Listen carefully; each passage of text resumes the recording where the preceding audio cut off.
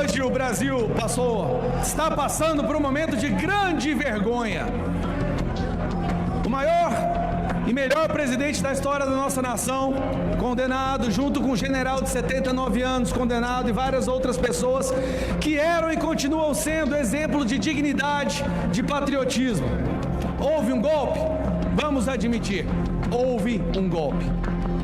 Houve um golpe quando um ladrão foi descondenado, retirado da prisão e colocado na presidência para presidir para os traficantes.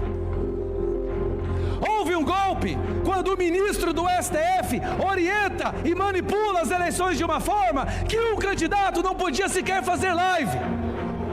Houve um golpe quando a população, indignada com o caminho que o Brasil estava tomando, decidiu verbalizar a sua indignação e foram perseguidos.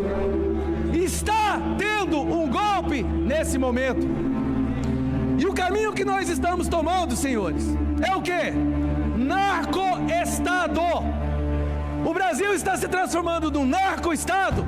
E o PT fica indignado quando nas redes sociais que eles tanto querem censurar, sobe a frase PT, Partido dos Traficantes. É porque a população está falando o que eles estão reconhecendo. Mas o importante é que o Bolsonaro foi preso e as pessoas não falem do fiasco que foi a COP30, do povo pegando fogo, dos indígenas invadindo a COP30 revoltados com Lula. O importante é o povo falar da prisão do Bolsonaro e a população esquecer que esse presidente defende traficante e fala que traficante é vítima do usuário. O importante é falar que o Bolsonaro foi preso e não falar da CPMI do INSS, no qual o advogado-geral da União fingiu que não estava acontecendo para proteger o irmão do Lula. É falar da prisão do Bolsonaro e fingir que a nora do Lula não acordou com a Polícia Federal na casa dela. E sabe quem abriu a porta? Quem? Sabe quem abriu a porta? Quem? O filho do Lula! Que é isso? E mais um esquema de desvio de verba pública pela educação. Esse é o país, é o presidente que veio para acabar com a educação. Vamos falar do Bolsonaro e vamos fingir que a SECOM do Lula não separou R$1 bilhão para fazer a propaganda desses condenados. Então vamos fingir que o mais importante é a prisão de um homem inocente. Vamos falar do Bolsonaro e vamos fingir que o Correios, que tem 84 mil funcionários, não faliu. Vamos fingir que esse desgoverno não está quebrando o nosso país. Vamos fingir que nós não batemos o recorde de famílias endividadas. Vamos fingir que não batemos o recorde de feminicídio. Vamos falar do Bolsonaro.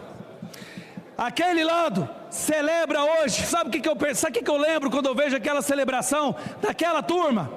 A mesma celebração dos traficantes, vagabundos, nos presídios fazendo ele, porque o Lula...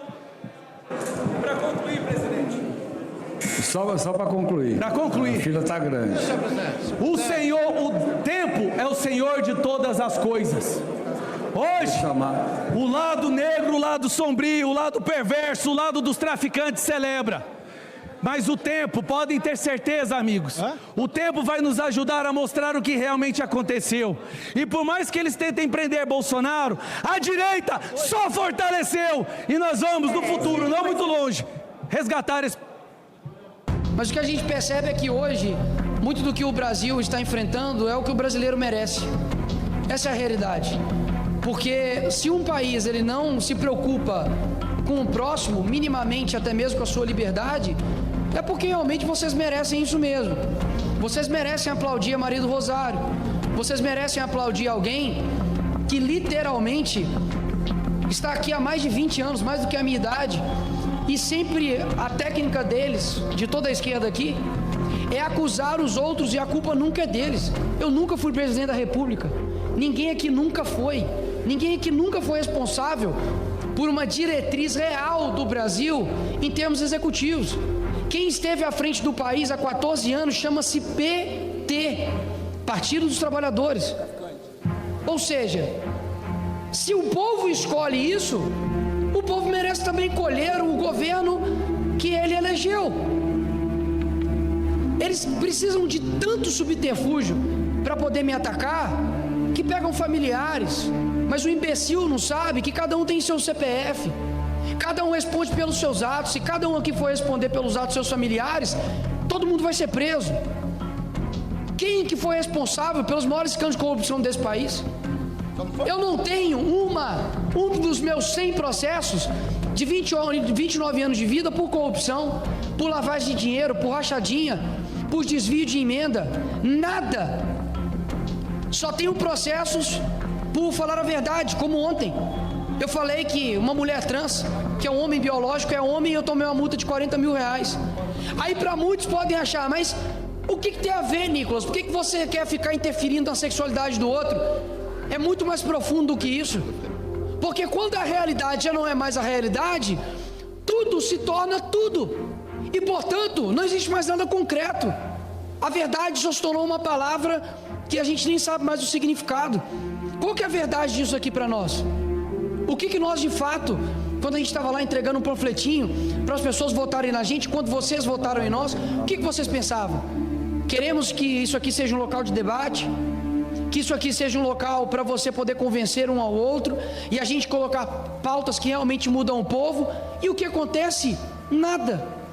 E por a incompetência dessas pessoas que estão aqui, pelo contrário, é porque infelizmente, e esse aqui é o meu penúltimo discurso antes de eu arrebentar a corda com o Hugo Mota, então eu vou tentar ser extremamente respeitoso até eu fazer o último. Isso aqui não é uma ameaça, é simplesmente fazer aquilo que eu fui eleito para fazer, que eu estou aqui no parlamento para poder falar, e nem isso eles querem que eu faça.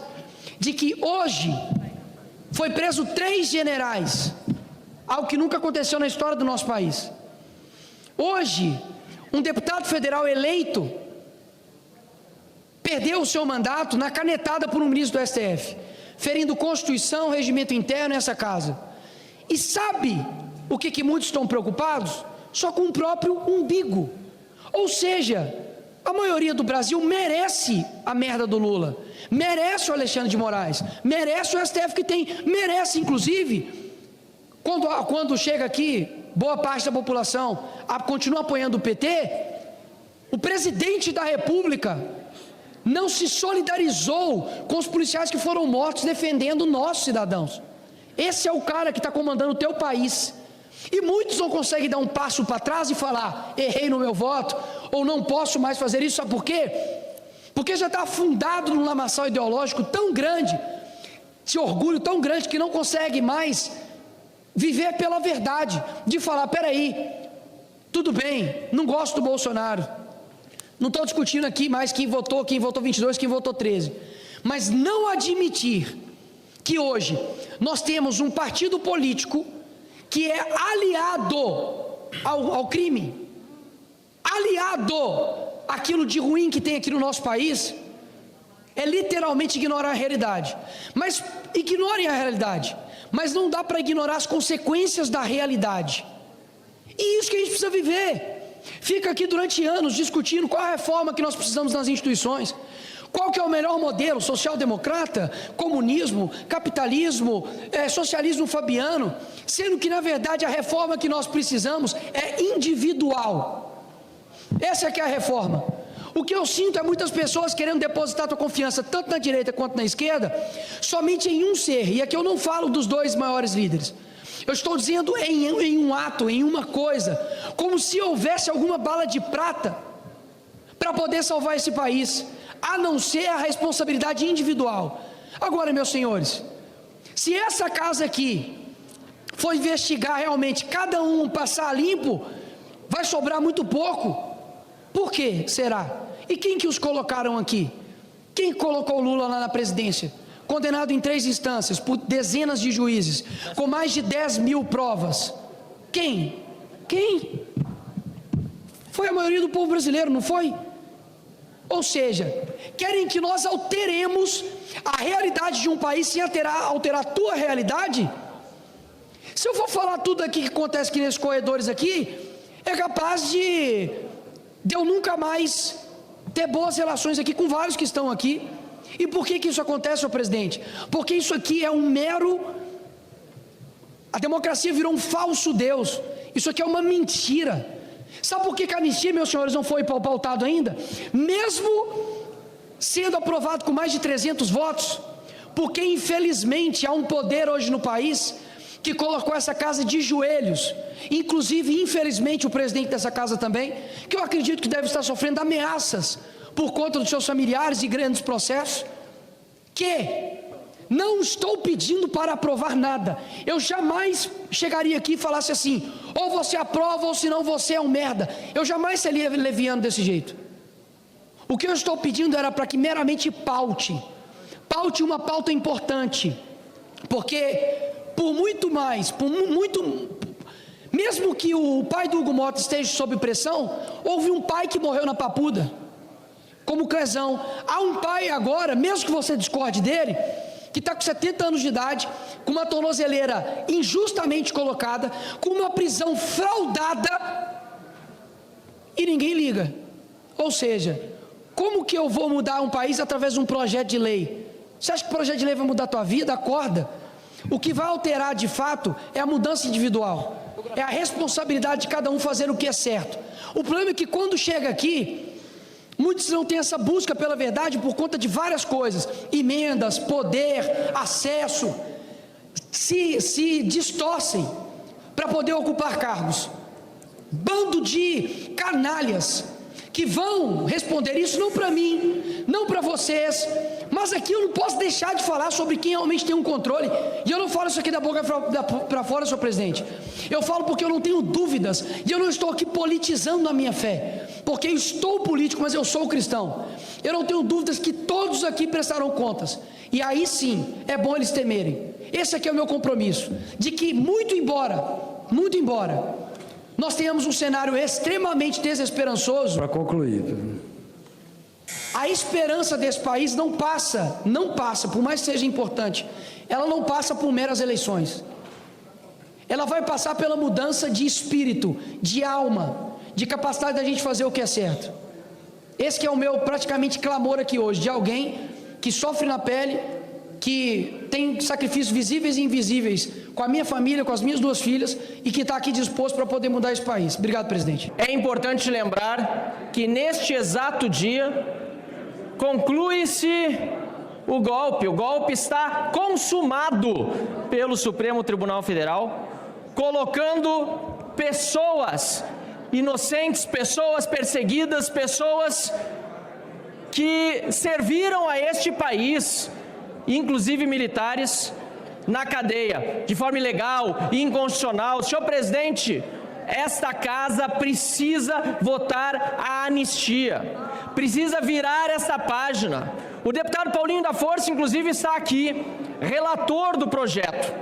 Quero, aliás, deputado Hugo Mota, solidarizar-me com Vossa Excelência pelos ataques covardes que o PT tem feito a Vossa Excelência, partindo, inclusive, do líder do PT, Lindbergh Farias.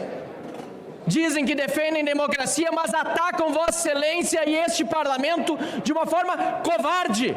E Vossa Excelência tem todo o direito, aliás, todo o dever de se insurgir com a nossa solidariedade contra estes ataques do PT, da esquerda, do governo Lula. Agora, senhor presidente, deputado Hugo Mota, é hora da maior responsabilidade que Vossa Excelência pode assumir durante esse seu mandato como presidente da Câmara dos Deputados, a maior responsabilidade com este país.